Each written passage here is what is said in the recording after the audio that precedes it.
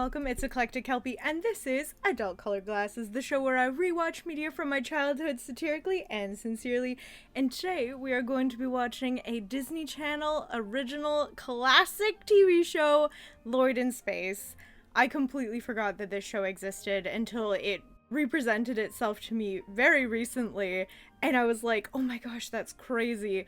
The only thing that I really remember about the show is the mom is a baddie. The kids are just, like, it's a sci-fi kind of a deal. It's very, like, normalized that there's all these different creatures living on this, like, international space station kind of a deal. And yeah, there's, like, one token human character and the rest are really fun, designed, cool creatures. And yeah, and then Lloyd is voiced by Gus from Recess, and that's all I got. But yeah, I'm wondering if this is going to be like a positive commentary on diversity and social acceptance and that sort of thing, because it's all different species of creatures basically that are all living harmoniously on this one like space. And so I wonder if they address that in the series. I cannot remember. It was such a like flashback to the past that this reappeared in my field of perception, essentially. So yeah, I'm really excited and interested to watch it and see how it still holds up, what the show is like actually about, or if it's just another sort of like, here's a edutainment thing for children, here you can get some like lessons to take with you through life, but also it's just like a fun kids space show. Yeah, we'll see. I'm intrigued and I have high hopes for this. I really want to enjoy it because I have some fond memories of it. This was like my stay at home from school while, like, when you're sick and you're like sitting on the couch and you've got your whole like setup going on, and then you're like watching this while you're at home during the day. I hope it's good. But yeah, without further ado, let's watch episode 1 of Lloyd in Space, The Big 1-3. Already the animation style is so cool and vibrant. What happened to like the newer, I don't know, style shows? Like, I don't watch kid shows anymore, to be honest, but I don't know, this is just so vibrant and colorful, and like even in space, the juxtaposition of like the endless nothingness of like the stars versus these like very unique and bright characters is really fun. That's insane. It's giving the Wizards of Waverly Place intro where Alex like turns back time after like her alarm is beeping because she slept in. That's kind of wild. Yeah, the mom. I just remember her being like the best character because she's like a single mom. I don't remember what happened to their dad, but she's like the commander of the space station. She's the boss, and she's just like awesome. Oh yeah, and the little sister too. Yeah, these are so, this is gonna be really fun for character design. I feel like the animation is really cool and unique and fun. I'm already really enjoying that. It's giving Futurama a little bit with this. That's crazy. It's kind of giving Futurama for children. I never put that together, but that's really crazy. That's really fun. That's not a very good, it's not an epic opening sequence. I feel like it definitely sets up the idea of the show, like this not quite rebellious kid, but this like mischievous child who's just like out with his friends having a good time, but also causing a ruckus and also just being like a kid living in space and all of the shenanigans that come with that. But yeah, it's a very short and succinct intro, and I think it does a good job at like showing what the show is going to be about, and that's kind of the point, I guess, of the intro sequences. But it's very short and very like meh. So, but yeah, very effective, just not very like epic and grand. Yeah, even like the design of the space station is also so interesting because I never I don't think I ever like pictured what this was like inside as a child. Like obviously it shows you everything, or like the different sections, like the school section, the mall section, because of course in the 2000s everything had to be about the mall and going to the mall. Those is very like culturally significant at the time, going to the mall. I wonder what the actual population is of the space station, because it's kind of like there's a lot. Like the full school, it's a full like functioning town. Yeah, that'd be so scary. I feel like if I was ever offered to go to live in this kind of like space, like just out in space, not on a landmass, I would decline. Fervently decline. But leave a comment. Would you volunteer to go live in a space station just like out in the voids of space? So I feel like that would be really scary because it's so precarious. What if like one little thing went wrong? You would just die. Of course they would probably have like contingency plans for things, because obviously they would plan accordingly for a bunch of people to go and like live in a space station. But oh my goodness, I feel like that's not for me. I'm okay. I'll be terrestrial.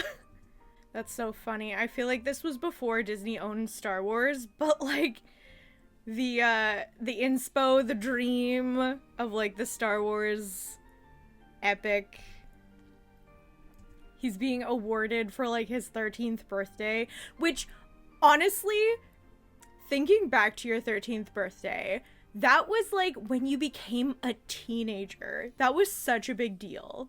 Now it feels like, oh my god, you're literally still a child. But like 13, when you turned 13, that was a huge deal. Oh my god.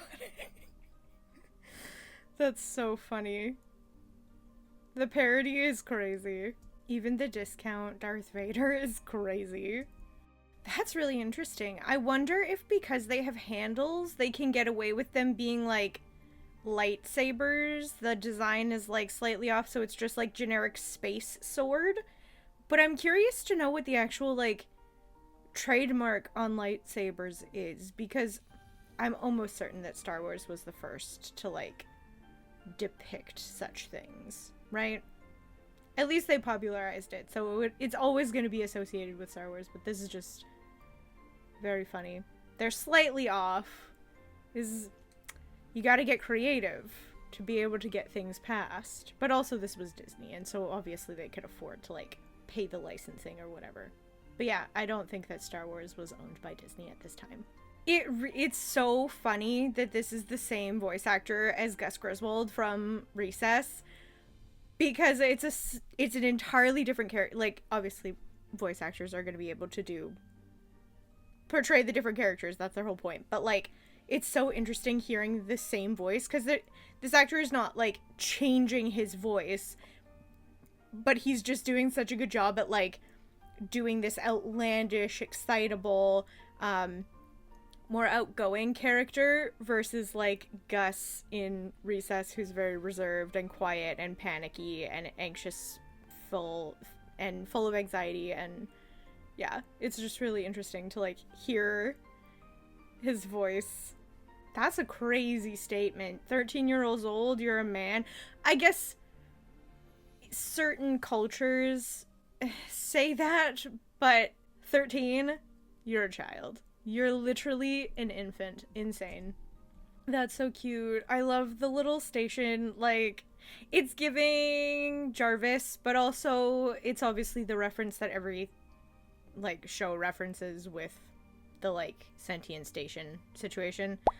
But like, so fun, so cute, so joyful. That's insane. The incompetence is insane.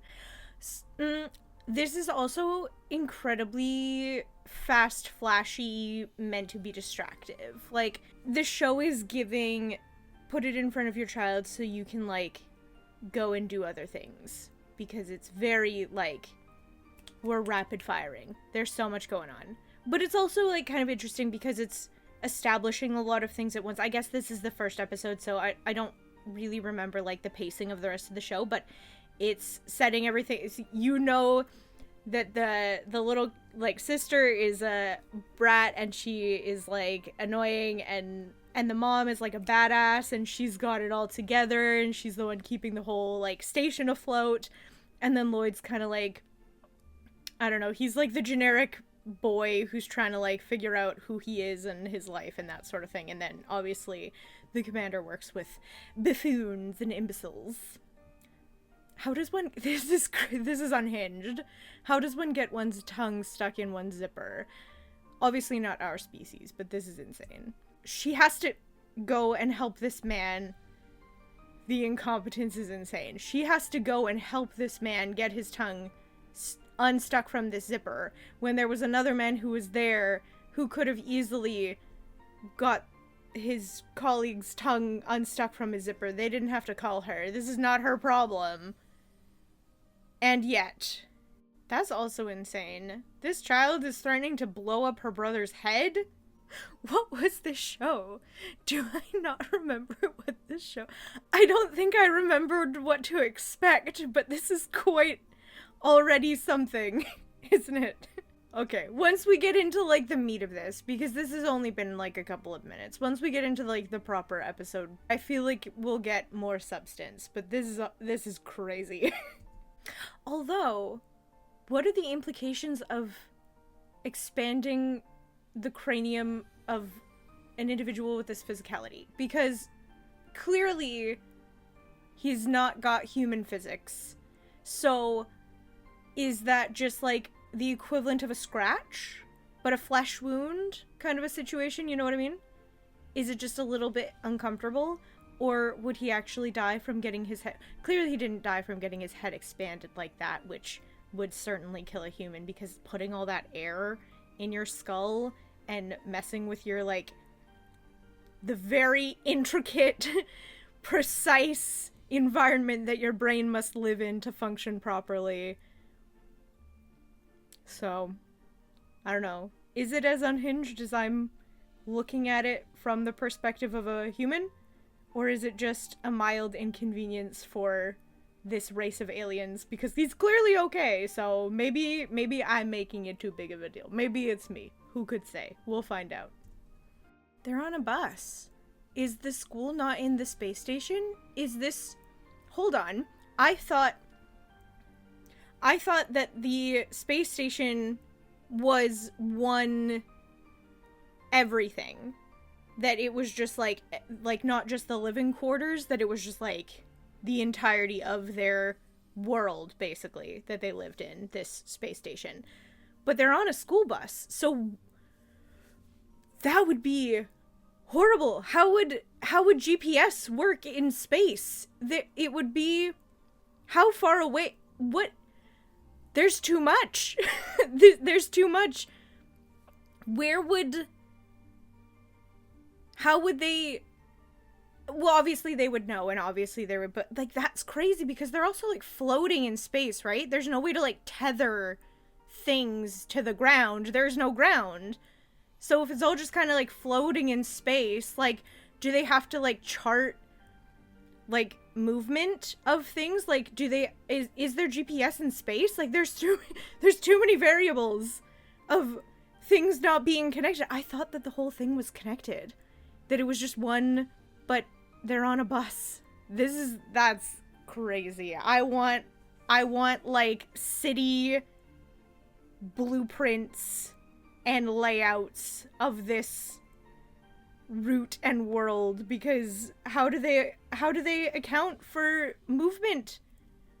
Because you're floating, you're not just, like, staying still. There's also gravity to be conscientious of. Like, if they're close to anything, like...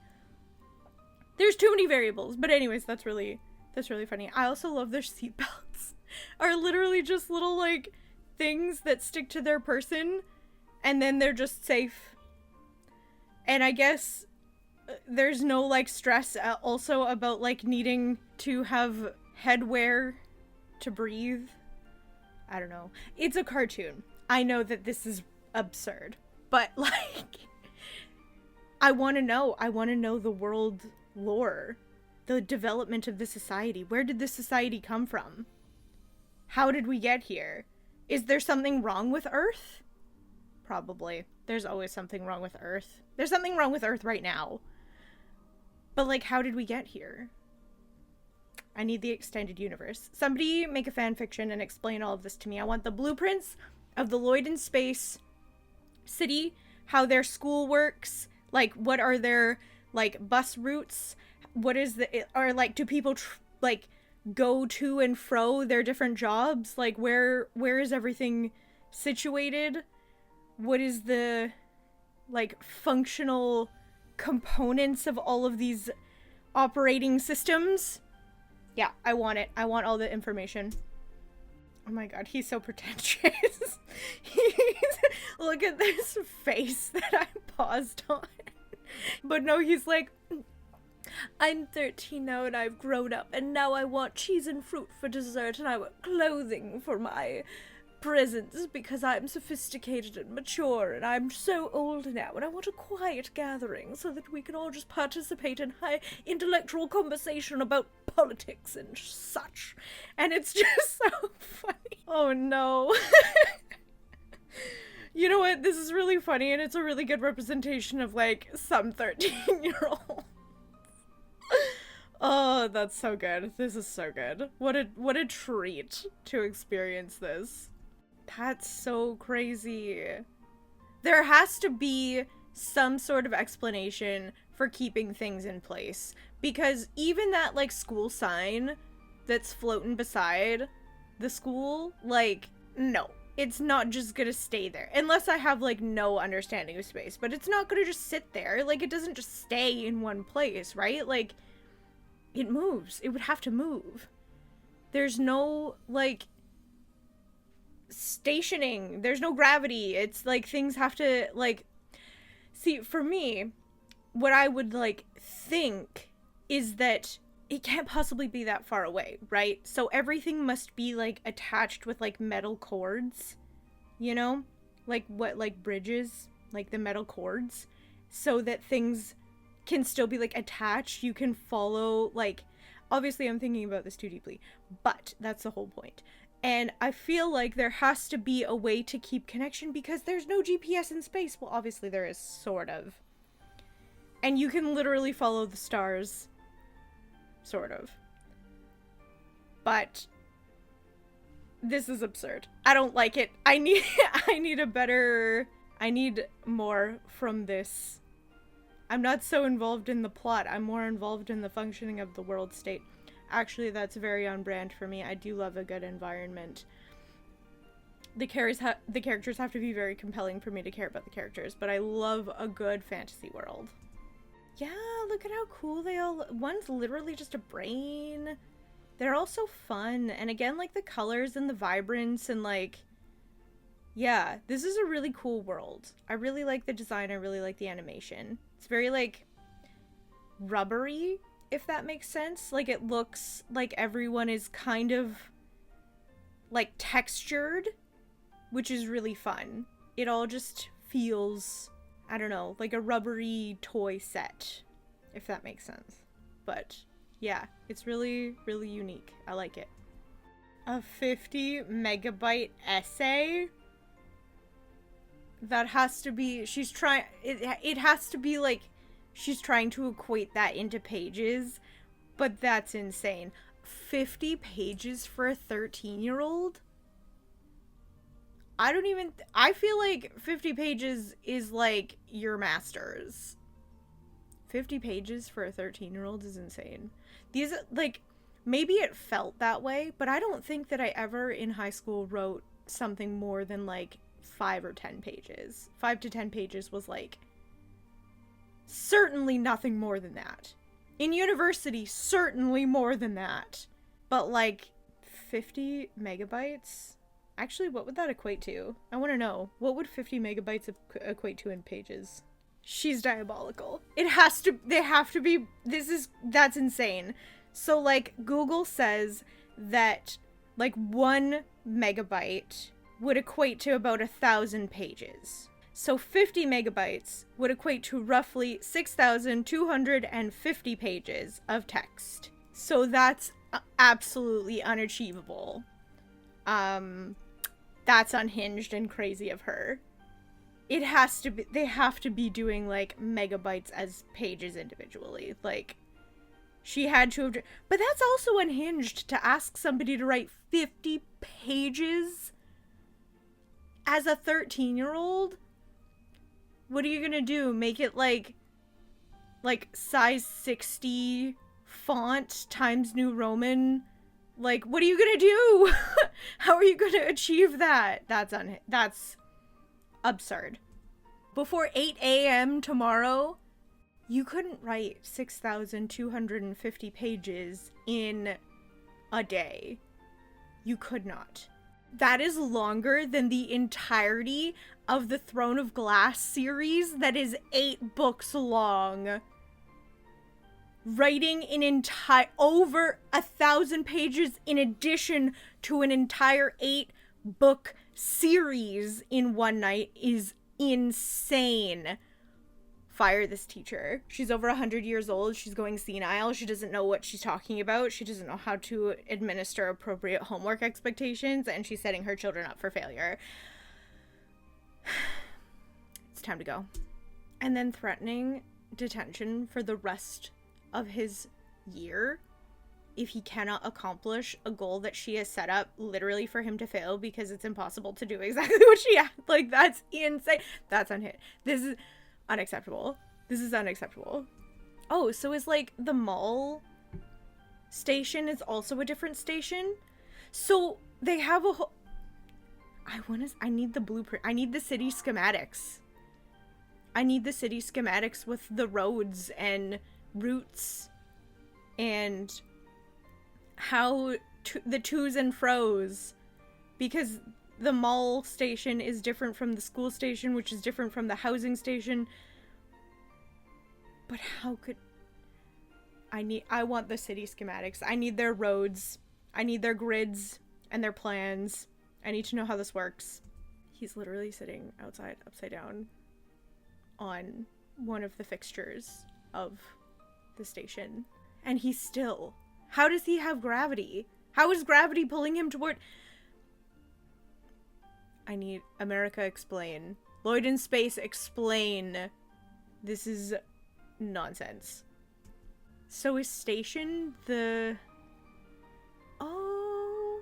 You know what? I might be okay that this is the explanation, that station is like the connecting component between all of these different space docks.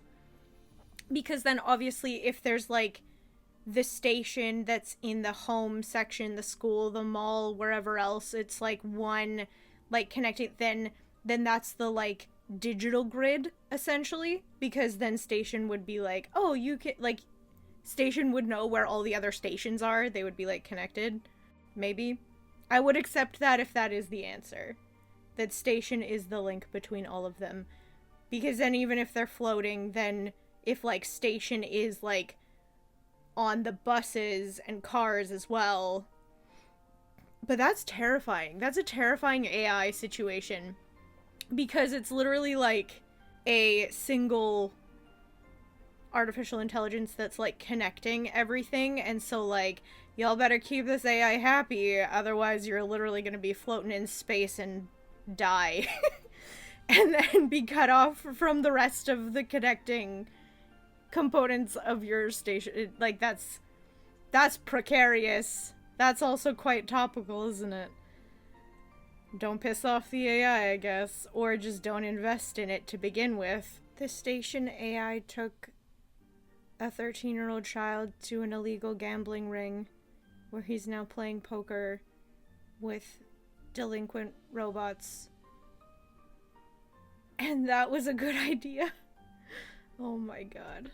He's playing with a toaster and a vacuum. This is questionable.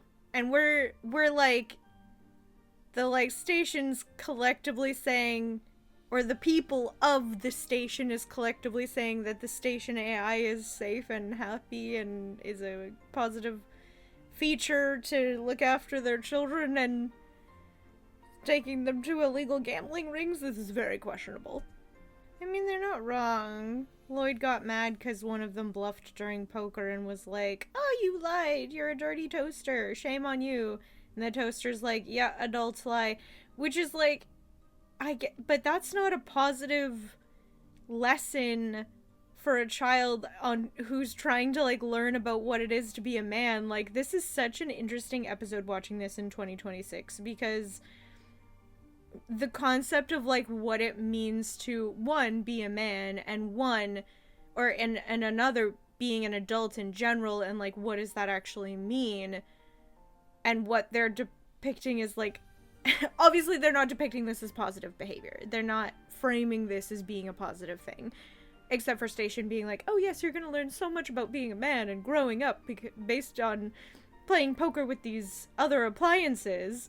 But like, it's just a very interesting, I'm very curious now to see where this story takes us in terms of what the outcome of what it is to be an adult, being a grown-up, and what it is to be a man based on this like early 2000s cartoon from Disney.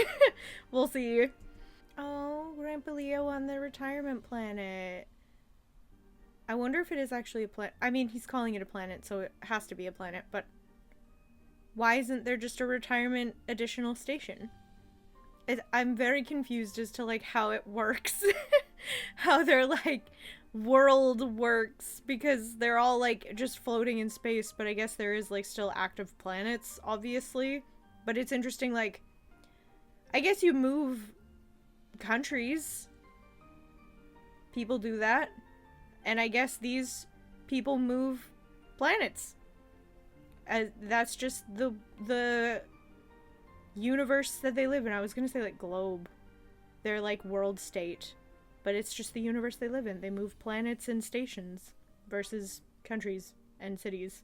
It's just it's a weird concept to play with, because it's so macro compared to the world state that we have accessible to us like in reality. So, but it is comparable, so it's like not actually that outlandish, but it's just like you have to like shift your perspective on what it actually is and like how it's connected. That's very funny. His grandpa took him to go fishing because that is what his grandfather is asserting is what makes a man. Real men go fishing. Which is just very funny and very brings forth the imagery of the stereotypical like Tinder profile with the guy holding the fish, which is just hilarious. And it's funny that this, I guess, is like the precursor to that, like, you know, a boy's gonna go fishing. But it's also very funny that, again, like, rather than doing it in a fun way, because, you know, Station could have brought him to, like, a cards game with appropriate company, and his grandfather could have taken him fishing at an appropriate spot that doesn't say no fishing, high voltage danger. But this is what he's being exposed to as being a man, so again, it's just gonna be really funny to see what the like takeaway is, which I'm sure that the takeaway is gonna be like, there's no one way to be a man, and it's an amalgamation of a whole bunch of different components that culminate in your own personality and interpretation of just your identity, which is great, and that's the correct takeaway, is that it's just your self-expression, and, you know, whatever is your identity, is to be who you are. And that's not just about like manhood. I mean, I'm clearly not like I don't know, I clearly don't have experience with being a man, but I would just equate like an identity with any other identity. So what your identity is and what that means to you is what you make of it and what you present with it and your experiences. So yeah, I'm assuming that's gonna be the takeaway, but it's just very funny how this whole concept, this whole episode of like teaching this child what it means to be an adult and what it means to be a grown-up through crazy shenanigans. And his grandfather is still just a hologram. He's not even there in person. Oh my gosh. It's giving his grandpa went away to get milk one time and never came back, but like now he sends a birthday card every once in a while, which is exactly what this is because he's a hologram. That's really unhinged, but it's very funny also. And now driving is what it means to be a man? That's very interesting. I guess if you combine all of the, like, except for the poker, you don't get any, like, positive lessons from that.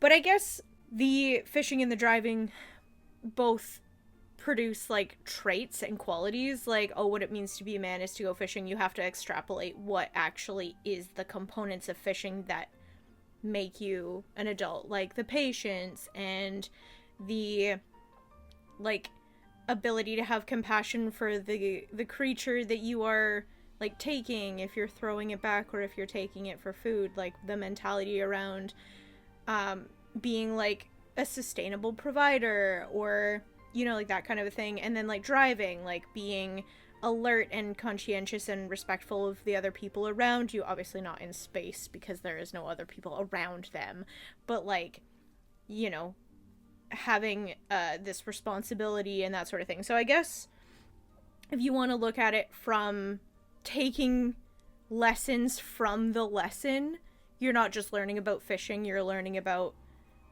the qualities of a fisher person. You're not just learning to drive, you're learning about the qualities of a driver and what you need to be able to be a good driver or a good, like, fisher person. Then sure, that's great, but they're not really they're not really explaining that. They're just kind of being like, to be a man is to be a fisher, and to be a man is to be a driver, and that's all you need to do. And it's like, that's not really that shouldn't be the takeaway, is the, like, the action of the thing. The takeaway should be the, like, okay, well, like, what did that make you feel? Like, what are some of the things that you got from this experience? Because it's never the experience, it's always the takeaway. I don't know if that was articulated appropriately. But it usually isn't the experience itself, it's what you're taking from the experience.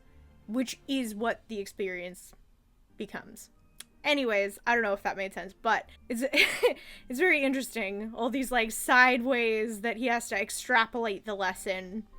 But I guess that's also a positive thing, too. He has to do the work to get the lesson.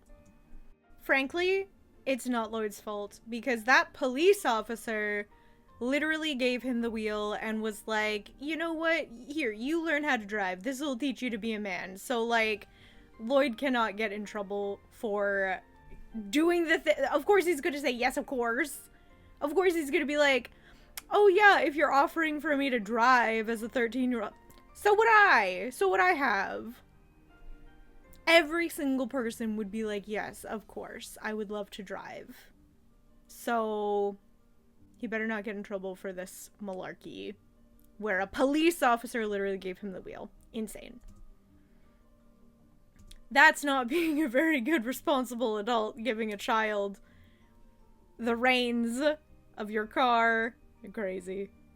No, she's not allowed to be mad at him. The police officer literally, this is absurd. The police officer literally gave him the wheel of the car and put him in charge of the car. She is not allowed to be mad at Lloyd for accidentally doing something that obviously, how is he gonna know? He doesn't know how to drive. He's literally just turned 13. And a police officer put him in the driver's seat. He is not allowed to get into trouble. This is not acceptable. This is absurd that she's blaming him for something that an adult put him into a position where he was able to destroy a garbage truck. No, that's absurd. Yeah, you know what? When she added everything else into it, but here's the no, you know what? I'm gonna side with the kid on this one, because all of these other, like, adults and, like, adult robot literally put him into these positions where he was going to, you know, like, yeah, he could have been like, no, this isn't acceptable for behavior for me. I'm a child. I'm not going to participate in your gambling ring. No, I'm a child. I'm not going to participate in illegal fishing. No, I'm a child. I'm not going to participate in illegal driving. He could have, for sure. But he's a 13-year-old and he's going to obviously take the opportunities that these adults are presenting to him. Why would he not? These adults are presenting them to him. And it's also adult men where he doesn't have, like, a father figure in his life. Obviously, he has a wonderful, strong woman to be his mom. But he obviously also is looking for that role model for, like, who he is going to be in relation to himself. Like, obviously he's gonna take the opportunities that these adults are providing to him. So of course he's gonna go and like do the gambling if this trusted AI is telling him that he can, and that's gonna teach him how to be a man. Of course he's gonna go illegal fishing when his grandfather is taking him to go fishing. And of course he's gonna drive the car if a police officer, oh my gosh, when we were children, we were told, like, you know, the police officers are the ones you can trust, and like, obviously that is debatable at this time in the world state that we are in. But as children, we were told, like, oh, you can go and trust a police officer, like, they're a safe space for you. So if a police officer is telling him that he can drive and he's 13, why would he say no? He's given permission to do these things by trusted adults. Literally, his family, his friend's dad is the police officer, so he has even more of a connection with this adult figure. And this robot that lives in his house that, like, runs the entire station that he lives on. So why is he being punished for being led into these situations that these trusted adult figures are presenting to him? That's insane that his mother, if I was this mom, I would be yelling at all of the men who told him that this behavior was acceptable. I would be yelling at the cop who was, like, giving him the car to drive. I would be yelling at my father to, like, you know, here's my son illegally fishing and blew up a power plant. Like, you were illegally fishing. And I would be so pissed off at this AI for taking my child to a gambling ring. Like, that's insanity. But then the kid's gonna get punished for the adults behaving poorly and presenting him with choices that obviously he's not gonna deny himself as a child. Like, if cool things are being presented to you that you're like, oh yeah, I get to go and try this thing, why would you say no? That's crazy. So I disagree with this. I think that Lloyd shouldn't be getting punished for being offered these things from trusted adults. That's crazy. And it's crazier that his mom, who's supposed to be a smart badass running an entire station, isn't questioning the adults that put her child into that position. That's crazy. The adults put the child into the position where he would get into this kind of trouble. And then they're throwing the child under the bus and not taking accountability for putting him in the position. Is crazy. Unhinged. Unacceptable. I cannot. That's crazy. Why? Why would that be the lesson? Oh, if an adult tells you it's okay to do something, then you shouldn't do it because you should be smarter than the adult who's presenting you with the option to do it, who's saying it's okay for you to do it. That's crazy. That's crazy. It's an interesting implication as well. Is she the only one who has these, like, telekinetic powers or, like, powers in general? I don't remember, obviously, from the show. But it's if it's unprecedented and no other child has these powers, like, is she the only one who has these things? Why in her family even too is she the only one who has powers? I guess it has to be common enough that they're like, oh, it's just she just has powers.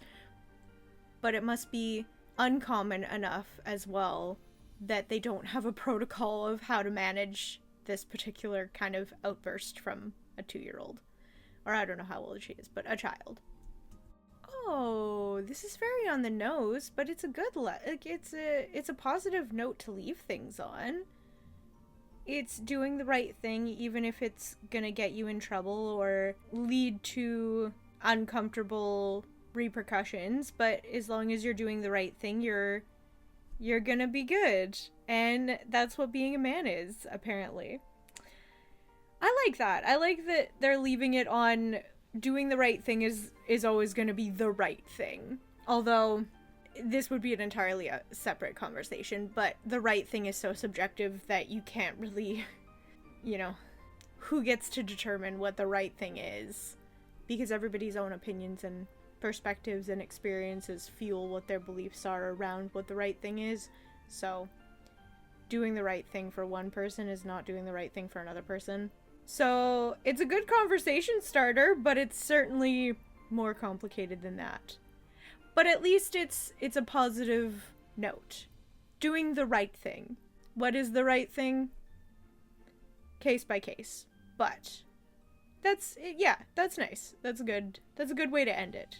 Being a man is doing the right thing. There you go. Lloyd in Space has taught you. Oh, it's about putting somebody else's needs above your own. It's about loving people, like, fully, like loving your family fully. And like, okay, you know what? Listen to the whole speech. It's good. You know what? I can get behind it. Sure, there's like some components that deserve more discussion, but like in general, that's really sweet. And now he has his paper. He knows how to go and write about being a man. It's very nice. What a good way to end it. Well, Lloyd in Space. What a sleeper agent, to be honest. That was like such a random find to remember. But I really thought it was enjoyable. The beginning was definitely very fast paced and very like, oh, we gotta like speed run setting up this world because we're gonna like jump into everything right away. We gotta introduce everybody really quickly because this is episode 1 of season 1. So yeah, it certainly, like, we got there quite quickly. But afterwards I thought it was really fun and engaging. There was a lot to it. I think I really like the animation, the character designs, the environment designs. I think there's a lot to kind of like explore within the environment. There's obviously I need more explanation for how this world works and the systems and like the structure of the society that they built. But like, yeah, this was really fun. I kind of want to give this like a 3.5, I think. Lloyd in Space is a good 3.5 because, yeah, I thought that it was a fun ride. It was very fun and very engaging. I think that we got to a good like lesson. I feel like it's certainly going to be like a lesson of the week kind of a deal while being packaged in this like fun space adventure story. So yeah, I think overall it was really nice. The theme song's not one of my favorites, but it's okay. It sets up the show. The messaging of the show is overall pretty positive, at least for this particular episode. There was some fun, punny humor in it as well, which I enjoyed. Yeah, overall, really, yeah, decent show. Solid, slightly over middle tier show. Yeah, I'm pleased. I didn't find anything particularly wrong with it either. It seems to have, at least the first episode seems to have aged relatively well. So, yeah, a treat. That was Lloyd in Space, episode 1, the big 1-3. If you enjoyed this episode, consider giving a like and subscribing to continue joining us on all of our adventures. But with that, thank you all so much for watching. Everything with love, and we'll see you next time in the treasure trove. Bye!